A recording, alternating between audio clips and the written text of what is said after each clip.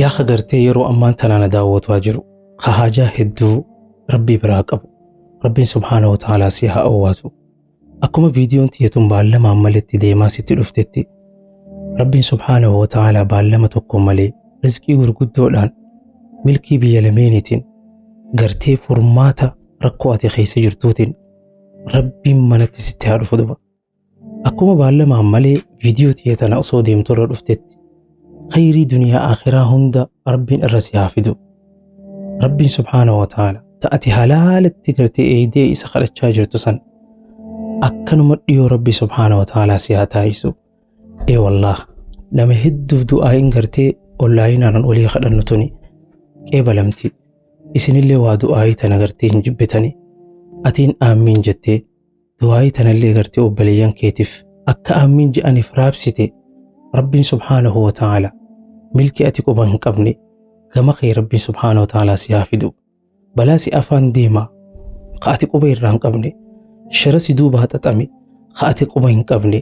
marii si duubaa mari'atame ka ati keessa hin jirre rabbiin subhaanahu wa ta'aalaa dura bu'ee sharri isaanii hunda rabbi sirraa deebisu balaa garii tanuma gartee harka keetiin ofi dhaltee sababa dilii teetiitiin sababa waan ati laaqqatteen gartee si afaan dhufaa jirtu rabbiin du'aayii aamiin jette tanaan dura bu'ee rabbi sirraa haa deebisu akkuma ibiddi gartee bishaan hoggatti naqan dhaamutti balaa tee hundaa ho'achumatti rabbi haa dhaamsu atiin aamiin jette eenan beeytuumi silleen beeku baranilleen waan qalbii tee itti feetee ati aamiin jette rabbiin immoo ni beeka tanuma itti niyyattee aamiin jette sanarra rabbi si haa buusu duba yaa obboleessa kee yaa obboleettii tiyya rabbi si haa milkeessu yoon jee milkiin gartee waa hundaa walitti hammatti ni danda'a aakhirallee warra milkaa'uun waa taayisu duniyaa irrattillee warra milkaa'uun waa taayisu wallah atiin waa dhabaan rakkatti atiin firee onnee teetii dhabdi atiin gartee wahillee dhabdi atiin gartee nama waliinis walii galuu dadhabdee namallee dhabdi rabbii gaditti irkoo itti orkattu nama abdattu dhabdi zamana namni gartee irkoo ilma namaatiin nama miidhu keessatti rabbiin ni danda'a irkoo rabbi siif haa ta'u rabbiin gartee irkoo nama jalaa hin cinne suni kan nama hin ganne suni anaa sii jira rabbii siin haa jiru ni danda'a qalbii teetana rabbiin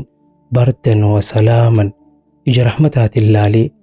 galmee tee jalaa baasee gubbatti haa baasun jiru li'annahu rabbiin galmee wal duraa duubaan gartee wanni fixuuf ilmi namaa ilma namaa tokkos godhamanii waa rabbii miti rabbiin haajaa teenya hundaa bakka takkatti haa fixu laal